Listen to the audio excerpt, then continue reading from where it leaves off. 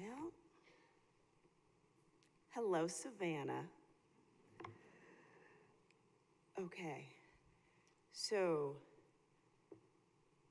first decade and a half of the 21st century in the South Bronx, New York City.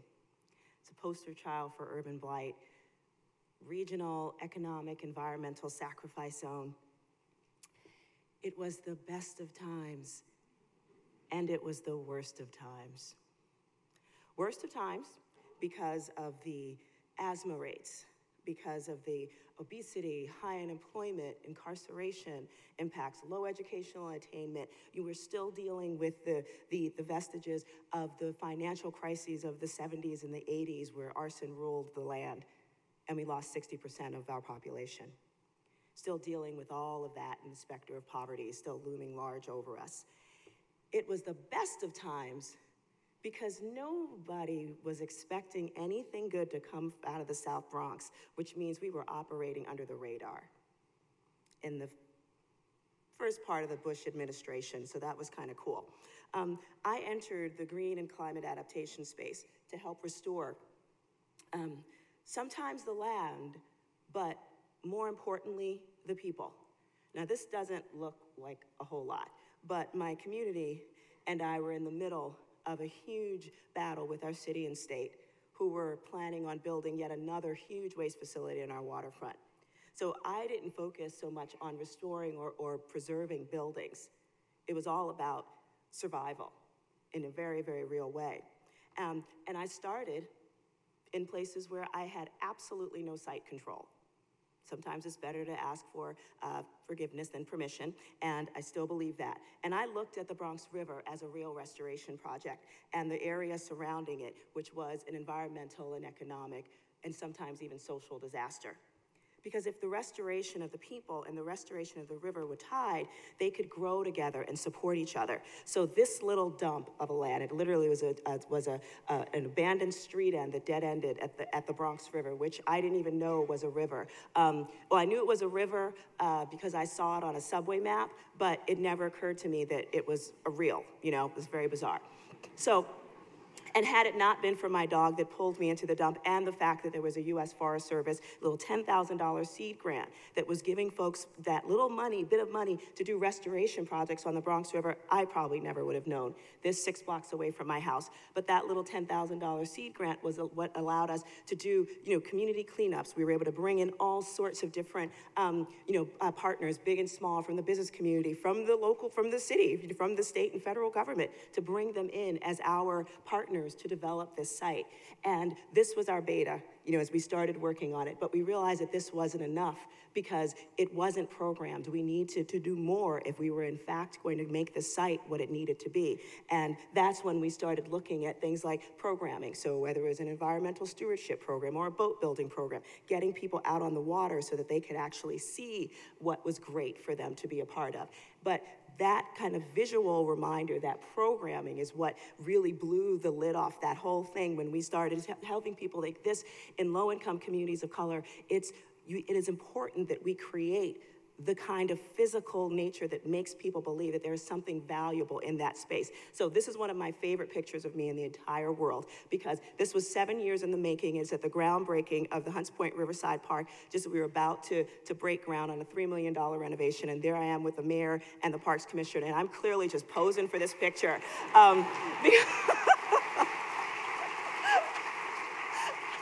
But it went from our little beta version to this.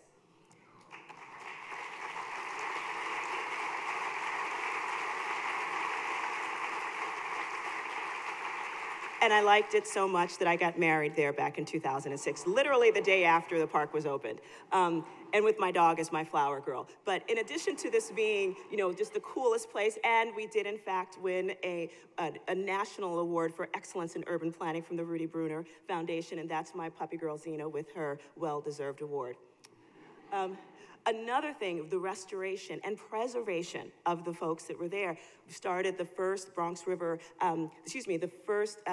Environmental Stewardship Training, which was essentially a way to connect people in our community with the natural environment, such as it was, and use it as a vehicle to provide economic transformation for their lives, giving them a personal and a financial stake in improving the environment.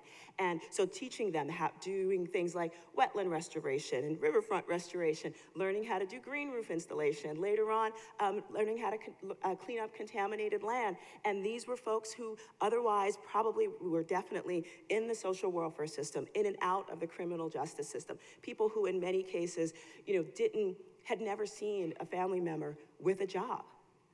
And this kind of training, both the hard skills and the soft skills, were able to give folks a tremendous opportunity to really move themselves into the world of work, into a world of dignity that allowed them not only to transform themselves, but their community as well.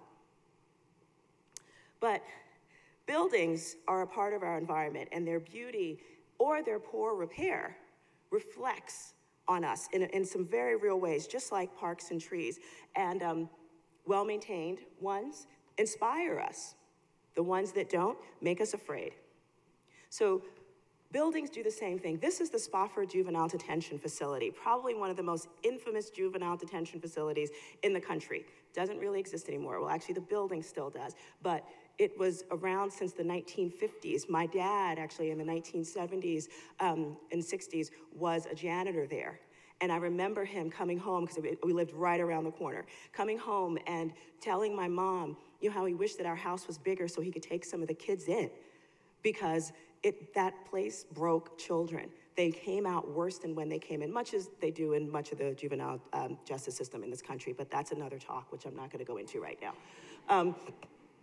But thanks to many, many years, dedicated groups of children's aid advocates, as well as prison reform advocates, the place was closed back in late 2011. And that's when I started thinking, perhaps this might be the place, because it was huge, on 6 acres of land, where we could really use real estate development as a way to transform our communities, using it as a platform for social, environmental, and economic transformation in a way. It's really, when you think about it, or when you look at what it is, really, it's an interesting thing, because it's actually this economic kind of dead zone. It sits on 6 acres of land on a pretty steep grade of a hill next to kind of another economic dead zone, which is one of America's oldest monasteries.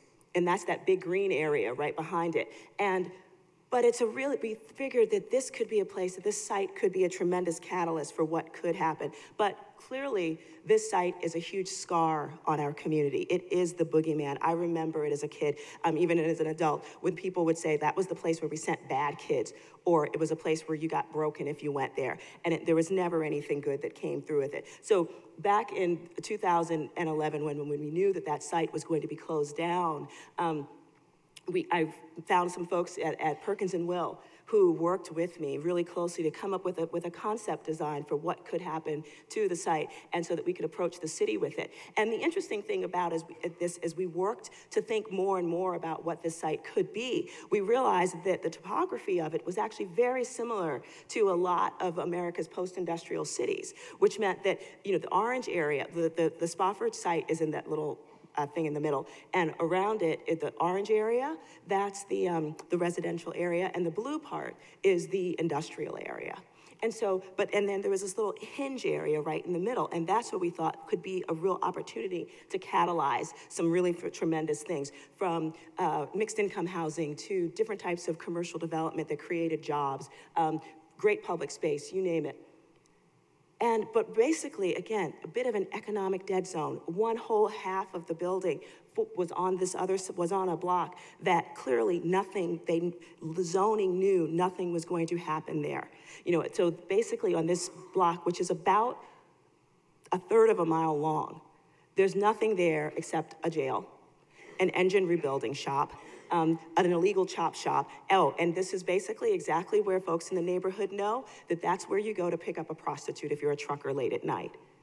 So, some kind of economy, but not exactly the kind of thing you want to support. But imagine if we transformed it into something like this, activated the ground plane, really created something fabulous and new to provide the kind of experience that not just said, okay, this is one little nice place in this otherwise, messed up place, but how about it transforms the idea, the notion of what happens in low-income communities when you have a catalytic site that's big enough to provide the kind of transformational change that could happen. And just thinking about that made us go, we wanted to see a whole lot more of that happen. And so we partnered with Autodesk. They had their own goals for doing a huge design competition, an international one, for that site. And although we ended up coming with the ideas of, some of the design criteria, and even though because partially we knew that there were things like lead and asbestos and some underground oil tanks that needed to be dealt with, we knew that Autodesk basically decided to care, because of, sorry, let me rephrase that.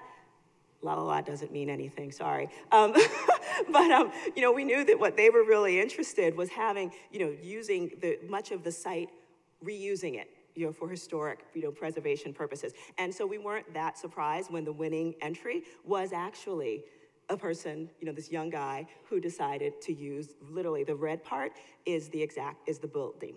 The exact building, and then he built on top of it, and it's really very interesting. But we were also really interested in the other ideas that came out of it that absolutely destroyed the site and made use of the fact that it's, literally built on a hill, so it's good. You could take parking completely off the street. You can do some really tremendous things with it. We did this thing and showed it, did an exhibition in our neighborhood because we wanted people to come out to see what it could look like. And just to sort of galvanize some ideas about what could happen and sort of set the stage for the big design community, or big design competition. There's going to be an open design competition that we're going to do starting in January. And one of the attendees that came was Yusuf Salam, one of the members of the Central Park Five, who, through no fault of his own, spent some time there, after being accused of a crime he didn't commit. And so looking at this stuff, and looking at all of the entries, I walked up to him and just asked him, what do you think of this happening at that site? And all he said was, it's time. So I'm not sure if everything does need to be preserved. I think it's important that we have that kind of history and that we know it and that we do something about it so that we can provide the kind of meaningful ways for people to transform their lives. But in some cases, I think there's some really interesting things where we have to sort of question that as well. But then there's some other times when it's pretty clear, hell yeah, we need to save that. So this particular site is, just a few blocks away, and this one was done by none other than Cass Gilbert. And so while he was out there doing things like the Supreme Court building, and the Woolworth building and other really cool, fabulous things, he was also designing these adorable little rail stations in the Bronx. One of them happens to be this one. And it's a really interesting kind of building. It's a little small, only about 5,000 square feet. This was it around 1950 or so. This was it when I was growing up in the 70s and the 80s. And then, but the thing is, when you walk around the back, you see all those adorable details that just remind you, like, oh my goodness, this is so cool. These are like original terracotta pieces around the back of the building that we want to restore along with it. So, but Amtrak inherited this building and although it had been used literally as a strip mall for a little while, for decades after it closed down to rail in the 1950s, in 2011, they decided to literally just evict all the tenants in it, which to us who'd grown up during the burning of the Bronx and remembered those long stretches of your neighborhood being completely shuttered, it literally sent a chill up my spine. And so I contacted Amtrak and said, hey, I'm really interested in your building, thinking it would take them like a decade to get back to me. And they got back to me within 24 hours. And within 72 hours, talking to the head of the real estate department, and we are now in negotiations to actually acquire a long-term lease on the building to turn it into a lifestyle destination. Because this particular building is also, I think, a really beautiful little gem, but it also, more importantly, sits at the gateway to our community. And that's, you can see that here. Oh, wait, let me go back. Sorry about that. See, like right, I don't know if this, I'm not gonna try. But anyway, on the other end of that red building is literally, that's the subway station. Everybody walks into and out of the neighborhood that way. And so it's really important that that little spot becomes the place that you get to see, and it doesn't like make you feel scared every time you walk by it. So building that up in that particular way is really important. So one of the first things that we did was we helped to make sure that kids in our local community felt as though this was a part of that it was gonna make them also feel good. And we did that by actually hiring them to design this mural. So, and that was a really amazing way, because teenagers are often considered, just sources of problems in so many ways. But in this way, we actually engage them economically to create this lovely little piece that is still there to this day, and provided them with a sense of ownership, literally, of what the neighborhood could be. And it really, they were involved from the very, very beginning, from assessing the situation to, and identifying what some of the problems were, working with the professional artists, and then coming up with the design and then executing it. And these folks became the heroes of the neighborhood, as they did this work on their own. And so now, as we think about what this could be, it's a really substantial, piece, not because of its size, because it's a really kind of weird little spot, to tell you the truth. It's only 5,000 square feet. It's above an active rail trench, and there will be Metro North service and rail service underneath it on the other side within the next few years or so. But the important thing here is that it's also, it's built on a bridge. So it's just like a weird little space that makes life really kind of bizarre, and we know it. But we love the idea so much, and because we know it's a gateway property and that it really, really should happen, we want to see this thing turned into a destination. And developing it in that way is a really important thing for us, because what this will do is restore the kind of hope into that building. Painting the little mural on it was the first step. And getting site control from Amtrak. I actually am finally starting to get things like site control, which is a good thing. This is a slightly bigger project than the other one I worked on. But how we treat it is gonna set the tone for thousands of people that walk by this thing every single day. And we know it's a sort of impractical project, but again, the preservation of this, showing that its historical pedigree is important and needs to be preserved. And because it's such an important pedigree, that building that ownership back onto the community is a really important thing because of its geography and everything else. So the kind of choices that we make in terms of what we keep and what we don't keep, we really like to think of it as like, how does it work, in community context? Is it dealing with community needs? Is it helping support community beauty and pride? Is it helping to create more of a capacity for people to feel as though they are moving up in a world that includes them? Or is it something that is constantly in this exclusive situation where there are always the problems that need to be solved? And historic preservation, for me, it really is about its context. And can you take that context and place it within the very real context of people on the ground at the time, and use it in a completely beneficial way, rather than an either or, like you either do it this way or that way, but is there a sort of a happy medium that's going to allow it to happen? Because I believe the more we lean toward restoring people and local economies, the more kindly we'll be able to be judged for the decisions we make today with regard to what we preserve and what to erase, and how we fill those types of spaces and how we create them together. Thank you.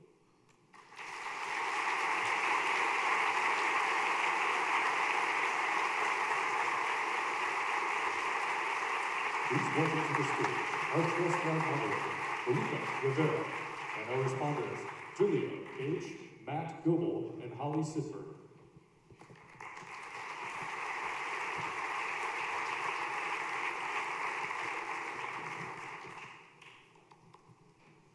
Thank you, Majora. That was just terrific. And we're going to spend the next half an hour or so building off those points and some others we'd like to make. We have a very talented assembly here, both in age and experience, time, and knowledge. So I welcome the panel to join us.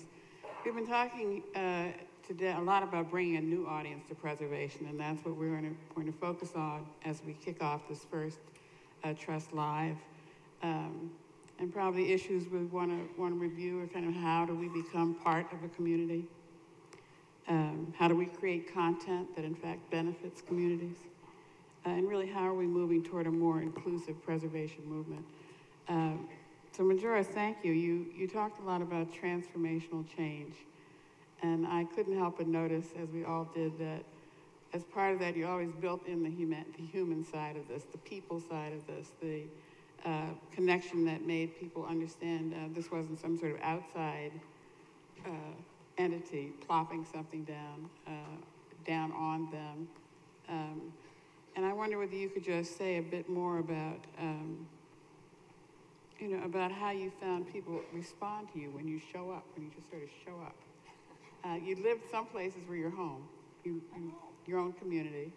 How have you made those first steps? You show up and say hello. Oh, sorry.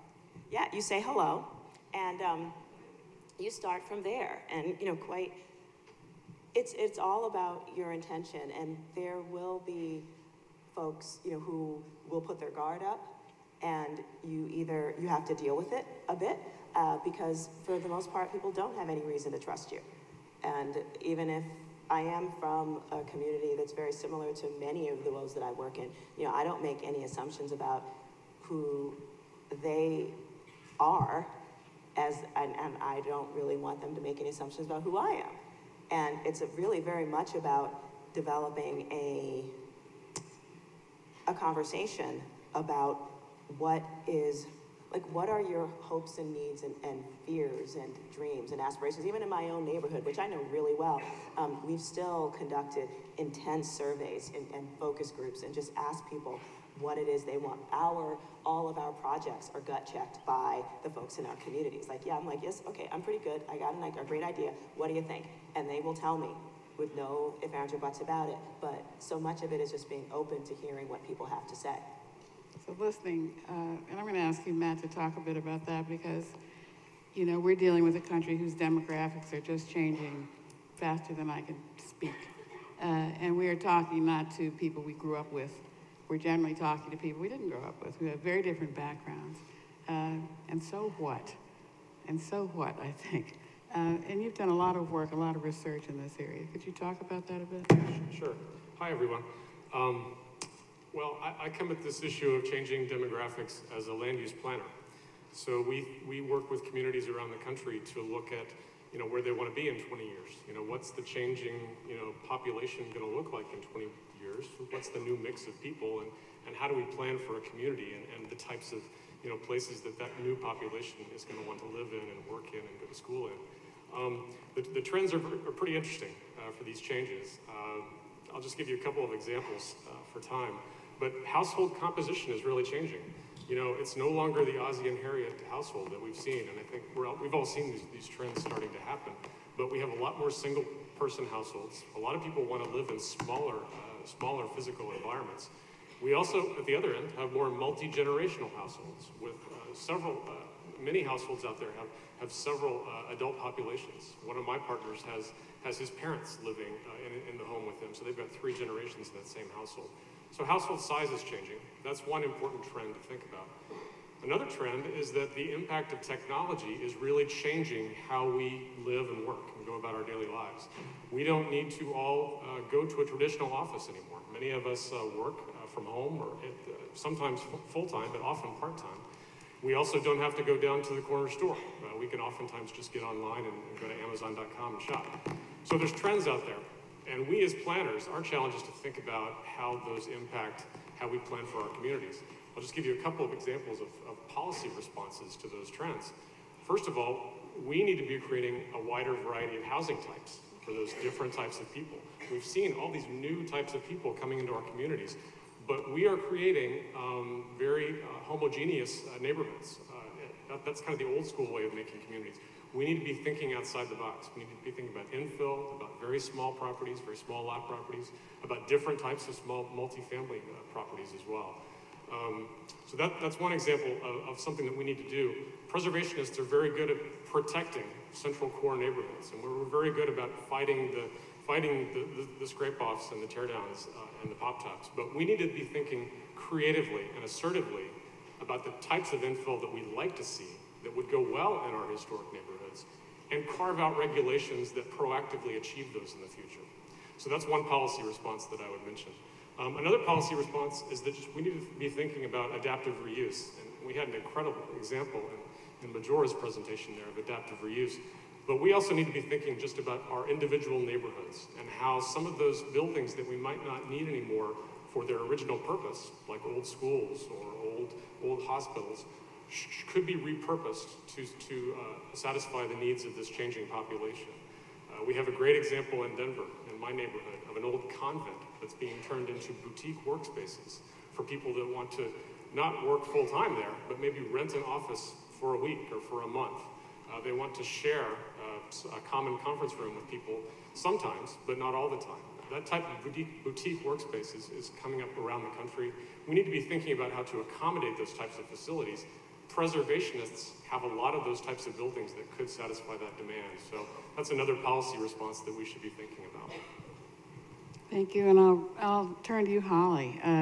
So we're listening, we're in a community where we're listening to people, we're armed with a notion of the variety of end results and products that could be possible. What might you say to us about actually engaging people in a different kind of conversation? Well, hello everyone, and thanks so much for having me here today, National Trust and all the planners. I come at this from the cultural sector, not so much from preservation. I work with cultural institutions of various kinds, with foundations who are interested in art and culture.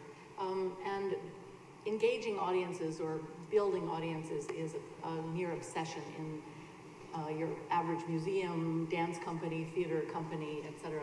And that's the work I've been focusing on in recent years. But I think that Majora said it, and Stephanie too, in many of her remarks.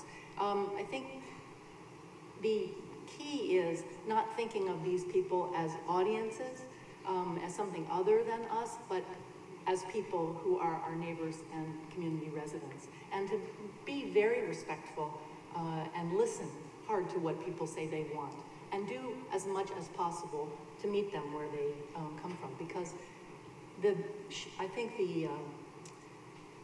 for 20 years, 30 years, 40 years, we've focused on building institutions, whether they're in the preservation field or in the cultural sector.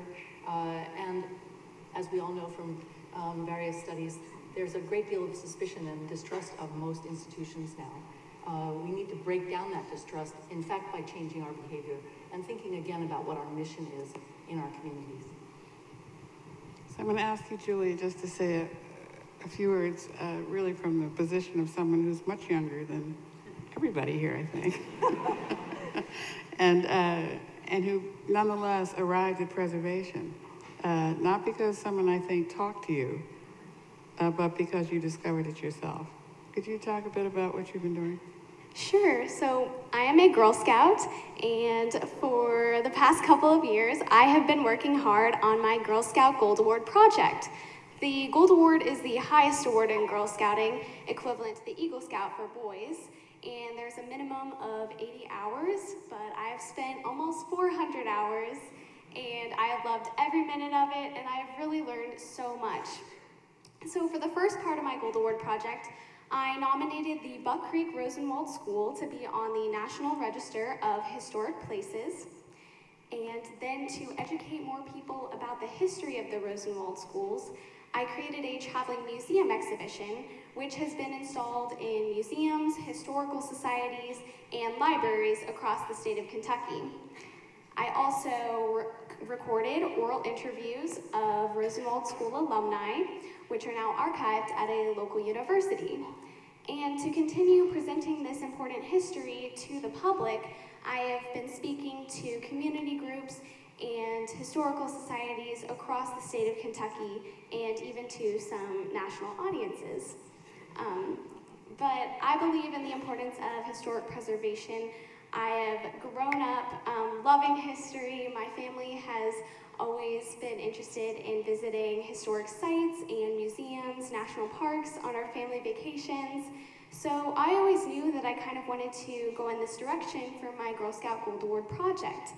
But I think some other people my age might be interested in historic preservation, but might not know that it exists or that it exists in their local area. So for my project, I took the initiative to do some research and find out how I could take action in my local community.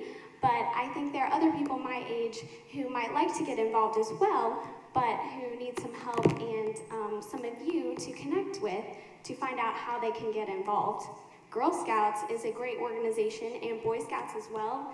These organizations have higher awards that many students my age are aiming for, and one of the major criteria is sustainability. And I know that preservation is one field that is sustainable, but I think we need to spread the word about this and tell other people my age how it's sustainable and how they can take action. Thank you.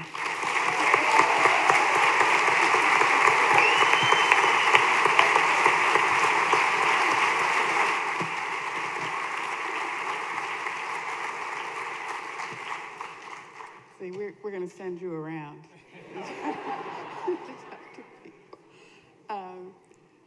We're really talking about transformational change, which is really what you set us off on, Majora. And you know, I wonder whether we could.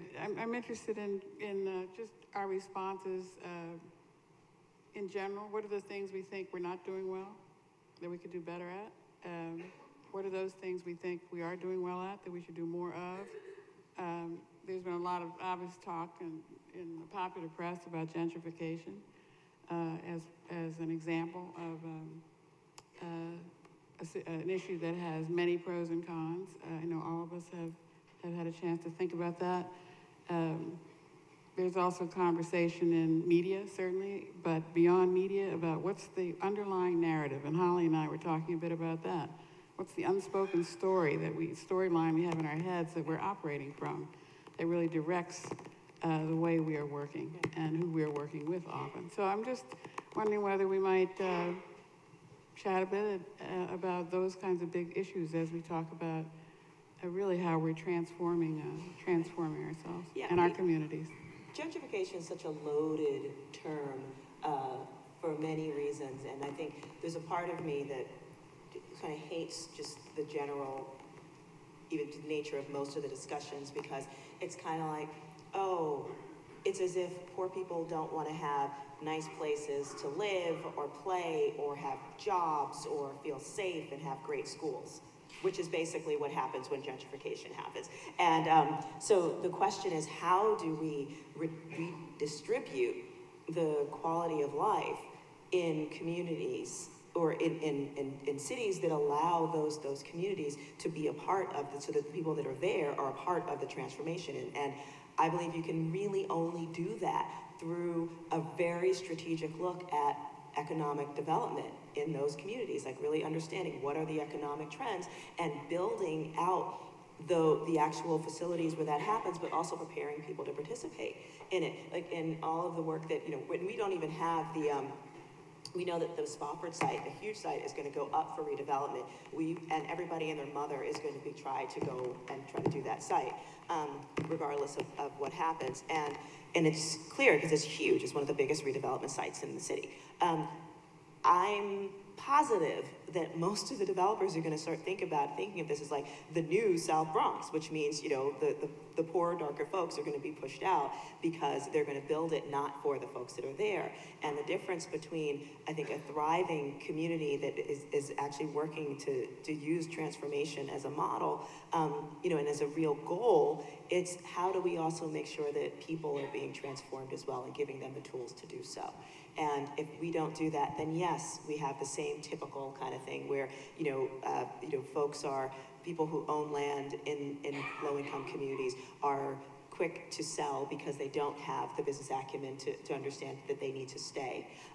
And there isn't support for them to build the kind of models that would help them build financial wealth and the legacy for their own communities. Because again, folks are often taught Poor people in low-income communities are taught to measure success by how far they leave those communities and not stay a part of the transformation. And that's why if we use historic preservation and a whole host of other tools strategically for community development, then we're actually increasing the bottom line of a whole segment of a population instead of continuously, begging them to stay poor.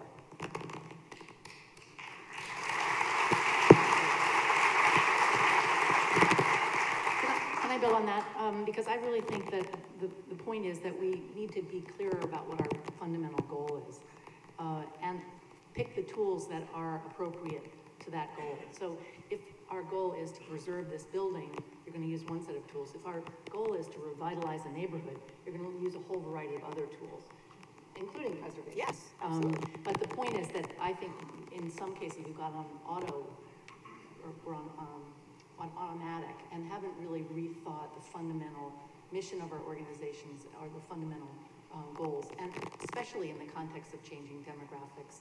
And I'm so glad that you brought up changing demographics being in household size and what have you. It's not just about race, it's also about class, it's about age, it's about ability and disability, and we have to have a much broader perspective on what we're doing in the communities that we're trying to work in. Another one of the trends that I didn't mention is that real income is declining in this country, and we don't have as much money. And from a neighborhood perspective, I mean, that translates into fewer people able to buy homes, more people needing to rent. And we need to be thinking about ways to make our neighborhoods, our central neighborhoods, where there's a lot of demand by millennials and Gen Y to live, we need to be thinking about how to make those neighborhoods accessible to people from a variety of income levels. I'll come back to my point again about we need to be thinking about a variety of housing types that we need to be creating. We're very good at saying we want to preserve this single family neighborhood. We're not as good as planners or as preservationists at saying, well, this is what we want. This is our future. We need to be more proactive and creative about describing the future community we want to see that accommodates a variety of groups. You've heard of form-based zoning, and there's a lot of pros and cons with form-based zoning, but I think one of the real benefits that they've brought to the conversation is a focus on being proactive. This is what we want to see our community look like in the future. It's not just an old narrative, old school zoning code that says this is what's prohibited. These are pictures of what we want to see, and maybe to encourage that more kind of affordable rental type of structure. There's cottage houses, there's accessory dwelling units, there's alley houses. There's a lot of different types of ways we should be thinking creatively about how to build our communities in a way that protects our historic fabric, but still allows growth to occur. I think another thing we can be doing differently is engaging more youth in preservation. Yes. My school actually recently had a career day, and I was impressed by all the professionals that were there, and I learned a lot from what they're doing on a day-to-day basis. But I noticed that there were no historic preservationists at my school's career day. So I mean, I think that we should be moving in that direction and trying to just educate my generation about the important work that we're doing and why it's so relevant today. I think social media is a wonderful outlet. Most people my age are on Facebook, Twitter, Instagram, you name it. And if you reach out to them through those outlets, I think you'll attract a lot more people who will be willing to help in upcoming projects. Also, I think online we can start to advertise and have sections maybe on websites for people my age of how to get involved. I've tried myself to look for possible summer programs, camps, internships, some way to get involved outside of my Girl Scout Gold Award project. And I'm having a hard time finding some of those opportunities. So I know other people my age are looking for ways to get involved in the community and make a difference. People my age want to find their voice and they want their work to matter. So I think we can start advertising and increase our marketing to the people my age.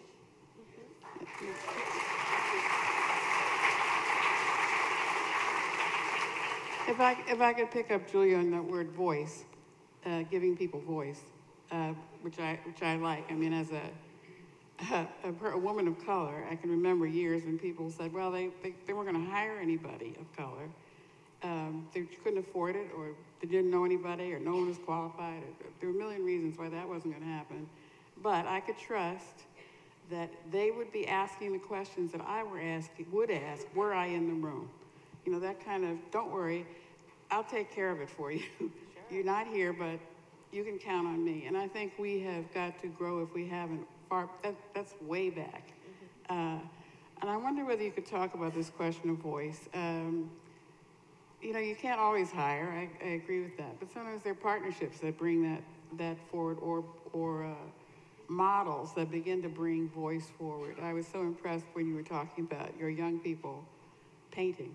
Oh, yeah. And being part right from the beginning. Absolutely. I think if people don't recognize themselves in the plan, then it's not their plan. If it's not your plan, you're not going to protect the plan. I mean, it's just, this is simple human nature. Yeah, it really is. One of the reasons why we decided to do an open idea competition, design competition for Spofford was because the original one that we did was very limited to who could apply. Like, you had to have a particular credential, an architecture school or whatever. And we realized, you know what, we were not setting the stage to get input from folks like you. We needed to hear that. So that's why it was just like, the barriers to entry are really low. You just have to be able to use social media to get your idea in any form that you want, because those are the type of things we need to hear. And to your question, you know, about feeling excluded, I think that's, you know, look, I'm a pretty well-known person, you know, in the field that I'm in, but it still is a really difficult kind of place for me to be, you know, because I'm in community development and real estate development, and even in the green movement, Black women are not really, even though actually we've been doing this work a lot forever, you know, we're not often considered like up in the game, even though we're there and we do it, despite the fact whether or not we're recognized.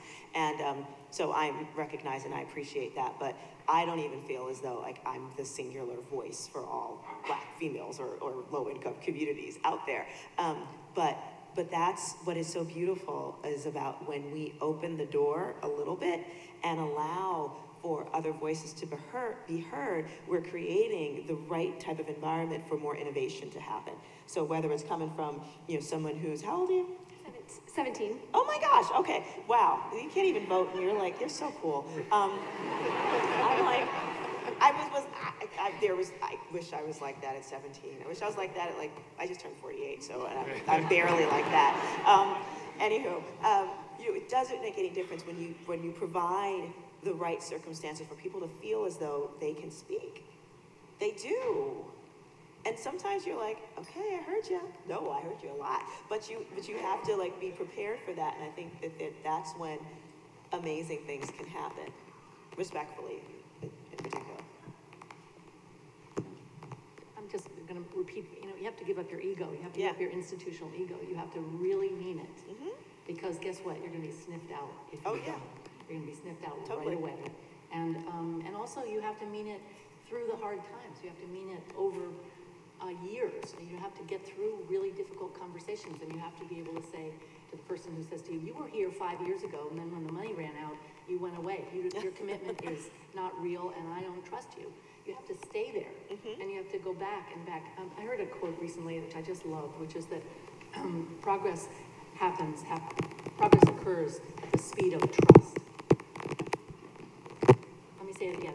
Progress occurs at the speed of trust. And trust takes time to build, and it takes candor, and it takes not taking it personally and taking it personally. It takes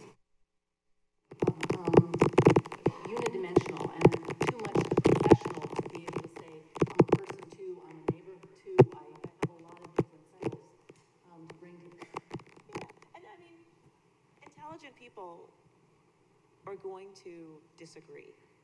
And that's okay. I mean, that's when you could get like some really cool stuff out, as long as you're willing to just be like, okay, I hear you, or maybe I do disagree. But that's how progress can be made. But yes, you're absolutely right. If it's not, you know, a place where you feel safe, then bad things will happen. say one other thing. I'm sorry, it's out of order. I spend a lot of time with funders. Was one recovered philanthropoid or recovering philanthropoid? I'm not sure, but this issue of money is actually really, really important, especially if you're trying to make change at the community level, because it does have to be lifelong work, and it can't come and go with the flow of philanthropic capital. And this is something, the report that I wrote earlier this year, which is the reason I was invited to this panel, really points to that issue, which is on anything that looks like audience engagement. If you're only doing it to get the money, and if you stop doing it when the money runs out, it's insincere, and it will not have any lasting effect on your organization or your community.